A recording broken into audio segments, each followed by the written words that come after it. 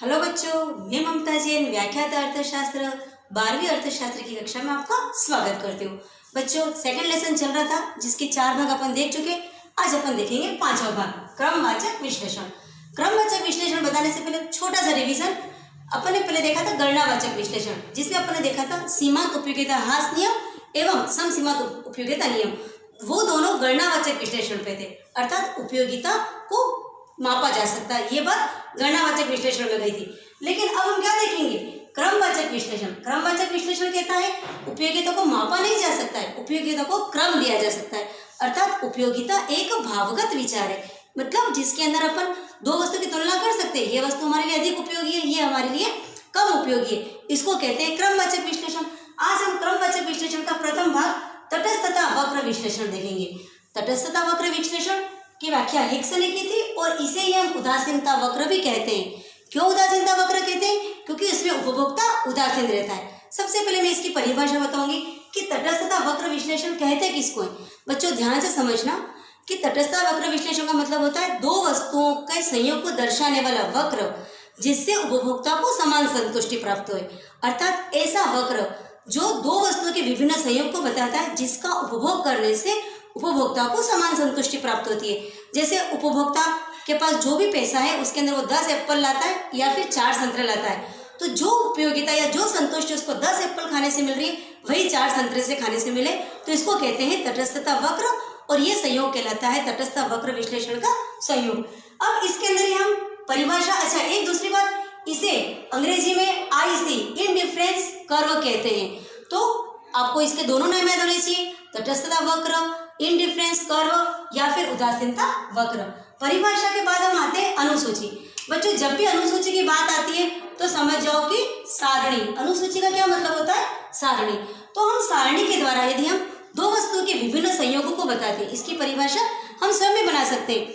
दो वस्तुओं के विभिन्न संयोगों को बताने वाली एक सारणी, जिससे उपभोक्ता को समान संतुष्टि मिलती हो। जैसे यहाँ पर मैंने एक सारणी बना के रखी है।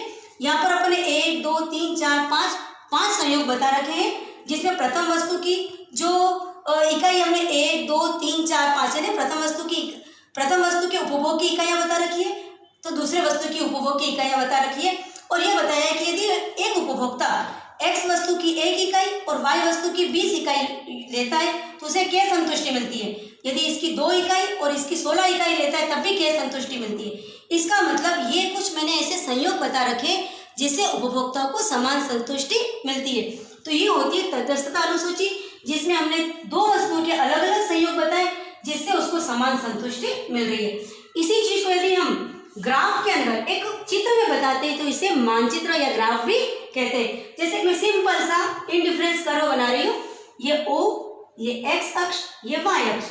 यहाँ पर अपन ने X वस्तु ले ली, यहाँ अपन ने Y वस्तु ले ली।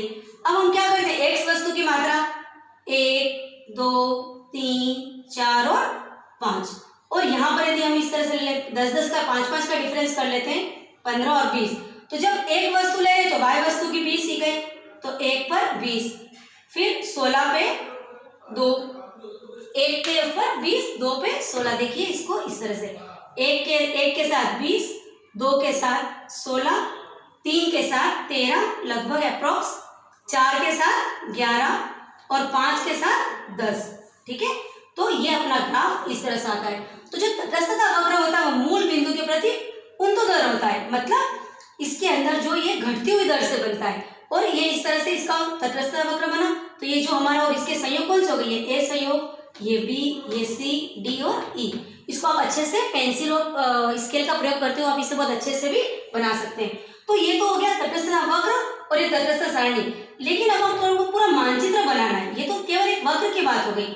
यदि हमें मानचित्र बनाना है तो एक ही वक्र के अंदर हम कई सारे तटस्थता वक्र बना देते हैं, तो इसे तटस्थता मानचित्र कहते हैं। और तटस्थता मानचित्र की क्या विशेषता है कि ये मानचित्र के अंदर जो सबसे ऊपर का जो मानचित्र है, सबसे ऊपर का वक्र है, इसमें अधिकतम संतुष्टि मिलती है और यहाँ सबसे कम संतुष्टि मिलती है।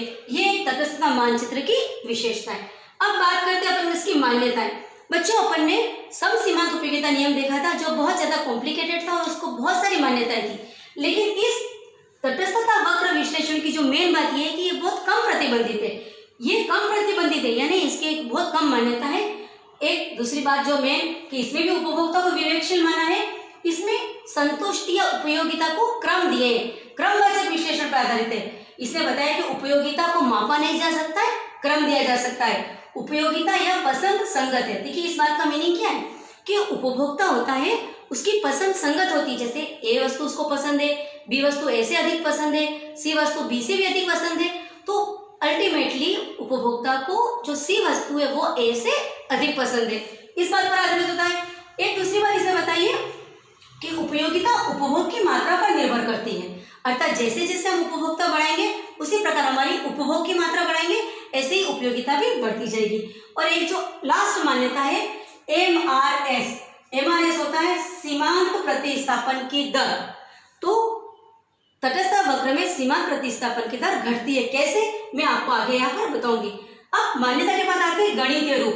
तो तटस्थता वक्र का जो गणितीय रूप है कि उपयोगिता है वो वस्तुओं के उपभोग का फलन है, x1 x2 x3 कोई भी वस्तु है उसके फलन को अपन कहते हैं उपयोगिता। तो ये इसका गणितीय रूप हो गया। अब अपन आ जाते हैं प्रतिस्थापन की सीमांत दर।